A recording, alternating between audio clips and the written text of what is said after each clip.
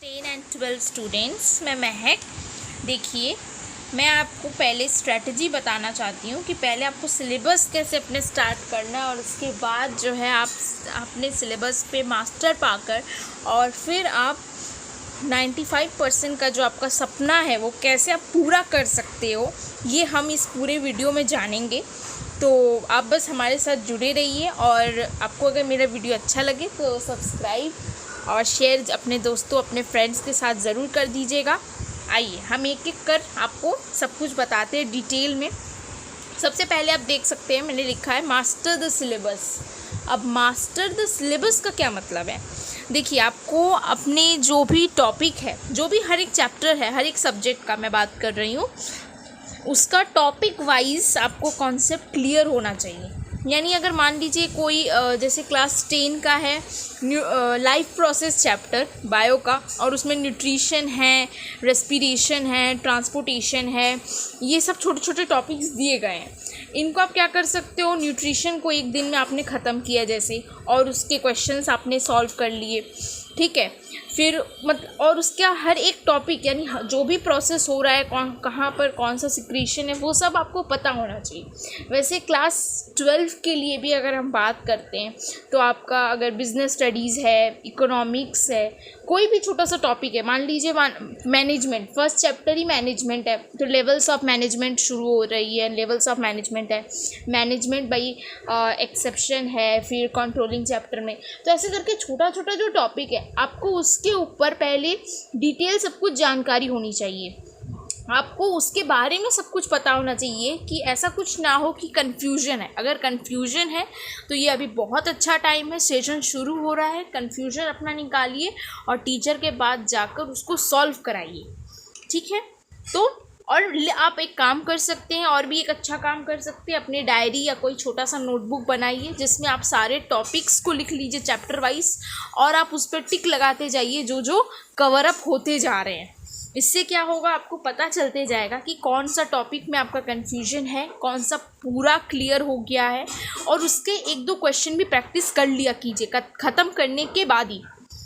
अब हम दूसरे स्लाइड में आते हैं, देखते हैं ये क्या बताता है। ये हमें बोल रहा है read NCERT books thoroughly. Read NCERT books thoroughly का मतलब क्या है कि सभी बोलते हैं कि एनसीईआरटी बुक उठाओ, जैसे बिजनेस स्टडीज़, फिर इकोनॉमिक्स के macro economics and Indian economic development, फिर क्लास 10 का जितना भी सारा इंग्लिश का, हिंदी का, जो भी एनसीईआरटी बुक्स होते हैं, सभी बोलते हैं उसको क्या करने कि एनसीईआरटी बुक्स को थॉरोली रीड करना है। मैं आपको एक और वीडियो दूंगी जिसमें आपको मैं तरीका बताऊंगी कि कैसे एनसीईआरटी बुक्स को रीड अच्छे से करना है, ठीक है। अभी आप क्या कीजिए, जैसे आप शुरुआत कर रहे हो, आप कोई समरी, जैसे इंग्लिश में बहुत बच्चे क्या करते हैं, समरी रीड करके चले जाते हैं। आपको समरी नहीं देखना है। आप अभी शुरू हो रहा है सेशन, आपके पास बहुत टाइम है, एक एक चैप्टर को आप 2 से 3 बार आप रीड करके उसको समझने का, या फिर अगर आपको वोकैबुलरी कहीं प्रॉब्लम हो रही है, जैसे इंग्लिश में, हिंदी में, बंगाली, जिसका जो लैंग्वेज है, फॉर ऑल लैंग्वेजेस मैं बात कर रही हूँ, जो भी बुक है, वोकैबुलरी समझ में नहीं आ रही है, कोई डेफिनेशंस अटक रहा है, तो आप उसको लिख लीजिए, फिर उसको सर्च कीजिए। यानी एनसीईआरटी का जो हर एक वर्ड है वो आपको क्लियर होना चाहिए कि वो आपसे क्या बोलना चाह रहा है, ठीक है। तो एनसीईआरटी पर भी जो है हमें एक बहुत अच्छी पकड़ बनाने की ज़रूरत है, क्योंकि सीबीएसई ने हमें बोल दिया है कि एनसीईआरटी को ही वो प्रेफर करता है, और एनसीईआरटी से अगर कैसा भी क्वेश्चन बनेगा, घूमेगा भी, अगर क्वेश्चन को थोड़ा सा ट्विस्ट भी करते हैं सीबीएसई वाले, तो यही एनसीईआरटी से ही करेंगे। तो आपको मेन प्रेफरेंस रेफरेंस बुक को ना देकर एनसीईआरटी को ही देनी है। तीसरी बात, you can read chapters as per weightage. अब ये मैं क्यों बता रही हूँ, जैसे बहुत बच्चों को होता है कि फर्स्ट से हम शुरू करेंगे, फर्स्ट थोड़ा बहुत अच्छा कर देते हैं, फिर बीच में थोड़ा ढीला पड़ जाते हैं, एक तरीके की वो ना लगातार पढ़ने की आदत नहीं होती है। तो इसमें क्या है, आपको क्या करना है कि हर एक चैप्टर को पहले आप जाओ, आप देखो कि प्रीवियस ईयर में ये चैप्टर, अभी तो सीबीएसई ने रिसेंटली कोई वेटेज नहीं छोड़ा है, आप हाँ, ये देख सकते हो कि 2023-24 के बैच में कौन सा चैप्टर को ज़्यादा प्रेफरेंस दिया है सीबीएसई ने, आप उस हिसाब से कर सकते हो। जैसे क्लास 12 की मैथ्स की मैं अगर बात करूँ तो सीबीएसई ने 35 मार्क्स का कैलकुलस रखा है और उसके बाद 45 मार्क्स का जो है, पूरा 80 का पेपर होता है मैथ्स का, पूरा 45 मार्क्स का आपका ऑल चैप्टर्स हैं, सारे चैप्टर्स हैं, जिसमें मैट्रिक्स, डिटर्मिनेंट, अलजेब्रा में आता है 10 मार्क्स, 8 मार्क्स, 10 मार्क्स का है। रिलेशन, फंक्शन और इन्वर्स को जो है वो 8 मार्क्स का है। तो आप ऐसे करके देख सकते हो कि कौन सा चैप्टर कितने वेटेज का है। तो अगर आपको ये पता चल जा रहा है तो आप सबसे पहले, मेरा तो प्रेफरेंस यही रहेगा कि आप सबसे पहले उन्हीं चैप्टर्स को कंप्लीट करने पे ज़्यादा फोकस करो जिनका वेटेज हाई है, क्योंकि अभी आपको पता है आपका एनर्जी बहुत हाई है, आपका भी कोई डिले नहीं होगा। अभी बीच में प्रोजेक्ट्स भी आएंगे, प्रोजेक्ट्स अभी बहुत सारे स्कूल्स में दिया गया नहीं है। तो आप क्या कर सकते हो, अभी आप रीड कर सकते हो, आप वही चैप्टर्स को शुरू कर दो जो चैप्टर्स हाई वेटेज रखते हैं, जिनमें मार्क्स बहुत ज़्यादा स्कोर है। उन चैप्टर्स को बार बार प्रैक्टिस भी करते रहो ताकि आप भूलो नहीं। प्लस एडिशनली मैं बोलना चाहूँगी कि आप सॉल्व करते रहो PYQs चैप्टर वाइज। यानी मान लीजिए आपका चैप्टर 1 ख़त्म हो गया है तो आप उसी के साथ कहीं ना कहीं हर एक टॉपिक से 1-2 PYQs यानी प्रीवियस ईयर क्वेश्चंस, यानी सीबीएसई ने पहले कौन से क्वेश्चंस जो है दिए हैं पेपर में, वो आपको क्या करना है, वो आपको खोज के उसको सॉल्व कर लेना है अपने कॉपी में। अगर वहाँ कुछ प्रॉब्लम हो रहा है तो आप देखो कि वो कहीं ना कहीं कॉन्सेप्ट में क्लैरिटी नहीं है पूरी तरीके से, इसीलिए प्रॉब्लम हो रहा है। तो आप फिर से उसको कॉन्सेप्ट को रिवीजन करके फिर से उसको करने की कोशिश करो, ज़रूर हो जाएगा। इतना भी प्रीवियस ईयर क्वेश्चंस हार्ड नहीं होगा। और प्रीवियस ईयर क्वेश्चंस करने का एक और फ़ायदा मैं बताना चाहती हूँ, इससे क्या होगा, आपको एक तरीके से पता चल जाएगा कि सीबीएसई कैसे क्वेश्चंस को पूछती है। ठीक है, हर के अकॉर्डिंगली आप आंसर लिखना भी शुरू कर दोगे, आपको फिर उसके अकॉर्डिंगली सोचने लगोगे और आंसर प्रैक्टिस भी शुरू हो जाएगी आपका करना। फिर सबसे इम्पॉर्टेंटली जो है, मैंने यहाँ पर बहुत ज़्यादा फोकस दिया है, practice as much as you can. यहाँ पर सबसे अच्छा इंग्लिश का प्रोवर्ब मैं आपको बोलना चाहती हूँ कि practice makes a man perfect. फिर कबीर दास ने भी कहा है कि अभ्यास करना है। बहुत सारे कवियों ने भी हिंदी में कहा है कि प्रयास हमें छोड़ना नहीं है। तो वैसे ही अगर कोई भी सब्जेक्ट में आपको डर लग रहा है, या कोई भी सब्जेक्ट इजी भी क्यों नहीं है बहुत ज़्यादा, जैसे इंग्लिश की मैं बात कर लूँ, हिंदी की बात कर लूँ, बच्चे इसको बहुत कम छूते हैं क्योंकि बहुत इजी है, तो रिटन प्रैक्टिस भी बहुत उसका कम होता है। प्रैक्टिस करना है। अब प्रैक्टिस कैसे करना है, बहुत बच्चे बोलेंगे जस्ट हम एक बार देख लेंगे। नहीं, प्रैक्टिस मैं यहाँ बोल रही हूँ लिखने वाली प्रैक्टिस। यानी मान लीजिए जैसे क्लास 12 का इकोनॉमिक्स है, BST है, बिजनेस स्टडीज़ है, अकाउंट्स है, इन सबको आप देख कर करने की अगर कोशिश करोगे तो आप कभी भी जो है अच्छे मार्क्स स्कोर नहीं कर पाओगे। आपको एक एक क्वेश्चंस को बहुत अच्छे से लिख कर देखना पड़ेगा। जैसे आप एग्ज़ाम में लिखने वाले हो, सोचो अभी घर में बैठकर आप एक एक क्वेश्चन का आंसर वैसे लिख रहे हो। आप अभी सीख रहे हो कि कहाँ इंट्रोडक्शन कैसे देना है, शुरू कैसे करना है, ख़त्म कैसे करना है, और आंसर को कितना सुंदर से लिखा जा सकता है। ये सब अभी आप सीख रहे हो। अगर आप लिखोगे ही नहीं तो आपको समझ में कैसे आएगा कि आपको कहाँ प्रॉब्लम हो रही है। क्या आप जितना जानते हो वो कॉपी में उतार पा रहे हो उस आंसर के अकॉर्डिंग?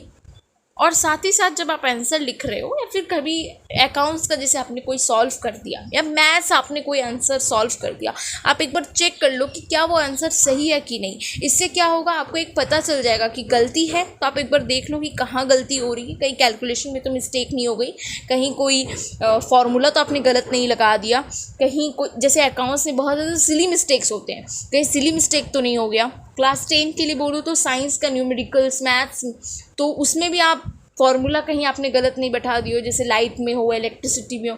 तो इन सब के अगर आप रिटन प्रैक्टिस नहीं करोगे, आपको समझ नहीं आएगा गलती कहाँ है, और उस गलती को बार बार आप करते ही रहोगे।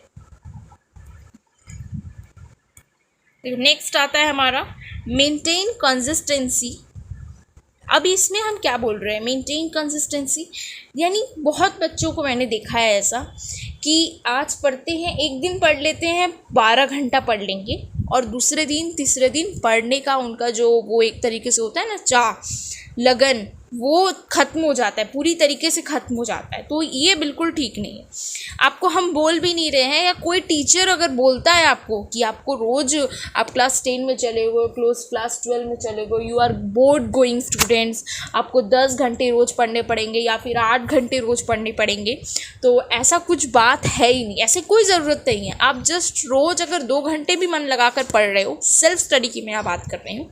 ट्यूशन्स तो आप बहुत जाते होगे, स्कूल्स भी बहुत जा रहे होगे, 6 घंटे का स्कूल है, फिर ट्यूशन्स भी है। आपको सेल्फ स्टडी के लिए सबसे ज़्यादा टाइम निकालना है, यानी 2 घंटा आप मिनिमम। अगर मान लीजिए बहुत ज़्यादा आपका जो है बहुत ज़्यादा रूटीन में प्रॉब्लम हो रही है या फिर आपको समय नहीं मिल रहा है, तो आप 1 घंटा भी अगर निकाल के चलोगे तो बहुत इनफ है, ठीक है। आप 2 घंटा या 1 घंटा खुद को दो, खुद प्रैक्टिस करने के लिए, खुद समझने के लिए। हाँ, अगर कोई 4-5 घंटा दे पा रहा है तो बहुत अच्छी बात है, ठीक है। इतना सब कुछ करने के बाद भी अगर वो 4-5 घंटा 6 घंटा दे रहा है, then it's very good and very good, okay. तो कंसिस्टेंसी का मतलब क्या होता है कि हम रोज़ पढ़ेंगे, यानी पूरे साल में 365 डेज़ होता है, इस साल तो 366 डेज़ है, 360 डेज 365 डेज़ होता है, हम रोज़ पढ़ेंगे। क्यों? मान लीजिए 1 घंटे भी पढ़ रहे हैं, बहुत ज़्यादा कहीं बाहर खेलने जाना पड़ा, कहीं कोई प्रोग्राम है, ठीक है, अगर कहीं कुछ है, बर्थडे पार्टी है, अगर आप आधा घंटा भी पढ़ रहे हो, देन ऑल्सो कंसिस्टेंसी है। ऐसा नहीं होना चाहिए कोई भी एक दिन कि आपने बुक को हाथ नहीं लगाया, कॉपी को हाथ नहीं लगाया, बिकॉज अगर 1-1 घंटा भी पढ़ रहे हो, आप कैलकुलेट करो, 365 इंटू 1 घंटा, 365 आवर्स आपने पढ़ लिया, तो कितना ज़्यादा हो रहा है ये। तो आपको हर दिन पढ़ना है, थोड़ा सा भी पढ़ो, एक टॉपिक भी कवर करो, बट रोज़ पढ़ना है। कंसिस्टेंसी ब्रेक नहीं होनी चाहिए। अब मैं सेल्फ कॉन्फिडेंस का भी बात मैंने यहाँ लिखा है। विथ सेल्फ कॉन्फिडेंस क्यों? देखिए, जैसे शुरू में तो सभी बोलते हैं कि हम 95% से ऊपर ले आएंगे, स्कोर करेंगे, एक टारगेट है। लेकिन क्या होता है ना, कभी जब टेस्ट होता है, ट्यूशन टेस्ट हुआ, कोचिंग में टेस्ट हुआ, स्कूल में टेस्ट हो गया, स्कूल का एग्ज़ाम हो गया, पीरियोडिक टेस्ट हो गया, हाफ ईयरली हो गया, टर्म 1 हो गया, फिर प्री बोर्ड्स हो गए, इससे क्या, फिर अगर मार्क्स कम आ गए, कहीं मार्क्स ज़्यादा है, तब तो सेल्फ कॉन्फिडेंस बहुत ओवर कॉन्फिडेंट हो जाता है बच्चा। अगर कम आ गए, वहीं वो डिप्रेस्ड हो जाता है, वो सोचने लगता है, उसको डर लगने लगता है कि हमारे साथ बोर्ड एग्जाम में क्या हो रहा है, हम तो स्कूल में ही कम ला रहे हैं। देखिए, डरने की कोई बात नहीं। या फिर ऐसे होते हैं बहुत ज़्यादा, मैंने देखा है कि बहुत सारे स्कूल के टीचर्स, उनके बच्चे के फ्रेंड्स ही उसको बोलने लगते हैं कि तुमसे नहीं हो पाएगा। ऐसा करने से दुनिया वाले बहुत बोलेंगे। और सबसे अच्छी बात तो ये है, मैंने भी किया है, उन लोगों से दूरी बना लो जो आपको कमज़ोर समझ रहे हैं या फिर जो आपके मन में नेगेटिव बातें लाने की कोशिश कर रहे हैं। आप उनसे डिस्टेंस मेंटेन करके चलो, दूर हो जाओ और अपने को बोलो कि हम कर सकते हैं, okay, yes we can do it. हम लोग हर समय यही बोलेंगे। सो मेंटेन कंसिस्टेंसी, यानी पढ़ना है, प्लस अपने पर विश्वास रखना है, अपने पढ़ाई पर विश्वास रखना है कि हाँ, हम कर सकते हैं जो हम चाहते हैं। फिर यहाँ पर सबसे इम्पॉर्टेंट ये से क्वेश्चन करना शुरू किया, और उस समय क्या होता है, गलती पकड़ में आ जाती है कि ये मेरे से गलती हो गई, अचानक से ये गलती हो गई। या फिर कोई एग्ज़ाम आपने दिया, कोई टेस्ट दिया, कोई मॉक टेस्ट दिया, और वहाँ पर आपका ये जगह गलती हो गई, एक कॉन्सेप्ट में गलती हो गई, एक आंसर में गलती हो गई, या फिर आपने डायग्राम गलत बना दिया, जैसे बायोलॉजी में होता है क्लास 10 का, क्लास 12 का भी अगर आपने कुछ पॉइंट्स आपसे मिस हो गया, बिजनेस स्टडीज़ के पॉइंट्स नहीं आ रहे हैं, याद नहीं आ रहा है, या फिर आपका अकाउंट्स में प्रॉब्लम हो रहा है, आप सॉल्व नहीं कर पा रहे, आपको आता तो है लेकिन आपको पता नहीं है कौन सा चीज़ कहाँ लगेगा, ठीक है, आपको ये नहीं समझ में आ रहा है कि कौन सा कैपिटल अकाउंट बनाना है, करंट अकाउंट बनाना है, डेबिट में लिखना है, क्रेडिट में लिखना है, कुछ भी प्रॉब्लम हो रहा है, आप उसको सबसे अच्छा, मैंने बोला maintain notebook from very first day, जब से आप शुरू करने की तैयारी करना शुरू कर चुके हो, आप एक नोटबुक अपना सेपरेट बना लो और उसमें अपनी गलतियां लिखना चालू कर दो कि कौन कौन सी गलती हो रही है। एक चैप्टर वाइज गलती लिख दो, या सब्जेक्ट वाइज गलती लिख सकते हो, चैप्टर वाइज, सब्जेक्ट वाइज गलती लिखो, और उस गलती को आपको क्या करना है, सुधारना है, उसको 2 बार 5 उसके उस गलती के लिए, उसको ठीक करने के लिए 5-10 क्वेश्चन उसका लगाओ, जैसे मैथ्स में हो गया, ठीक है, अगर कुछ भी कहीं भी हो रहा है, एक दो अगर सोशल साइंस अगर थ्योरी सब्जेक्ट है तो उसको लर्न करो, वहीं तुरंत लर्न करके हटाओ उस गलती को। यानी गलती को आपको ढूंढना है, पूरे साल आपको यही काम करना है, गलतियों को ढूंढना है और उसको करेक्ट करना है। हमें गलती को गलती नहीं रहने देना, हमें गलतियाँ ढूंढनी है और उसको ठीक करना है, ये बहुत ज़रूरी है। अगर कोई भी एग्ज़ाम हो रहा है, आप उसको पहले स्टडी करो कि गलती मेरी कहाँ कहाँ हो रही है और उसको ठीक करो। ये हर एक टॉपर बच्चा करता है जिसका ड्रीम होता है 95% और या फिर उससे ज़्यादा। फिर यहाँ पर एक देखो, revision is compulsory. Revision is compulsory का मतलब क्या है? यानी आपको, जैसे मान लीजिए आपने चैप्टर 1 कंप्लीट किया, अभी अप्रैल में ख़त्म कर दिया चैप्टर 1, कोई भी सब्जेक्ट का हो, हर ही सब्जेक्ट के बच्चे चैप्टर 1 कंप्लीट कर ही चुके होंगे, कर रहे होंगे। अगर कर दिया है आपने तो आपको क्या करना है, मंथ के लास्ट में आप एक बार उसको देख सकते हो, 2-4 बार उसको पढ़ सकते हो। या फिर आप ऐसा कर सकते हो कि अगर आपके पास टाइम कम है तो मैं उन बच्चे के लिए बोल रही हूँ कि कम से कम 1 महीने में भी उसको एक बार देख लो, महीने में भी उसको एक बार देख लो जो चैप्टर्स कंप्लीट हो गए हैं। और जिनके पास बहुत जो अच्छे हैं, जो बोलते नहीं रिवीजन हम कर पाएंगे, तो आप संडे को देख लिया करो, संडे को एक बार उस चैप्टर रिवीजन कर लो।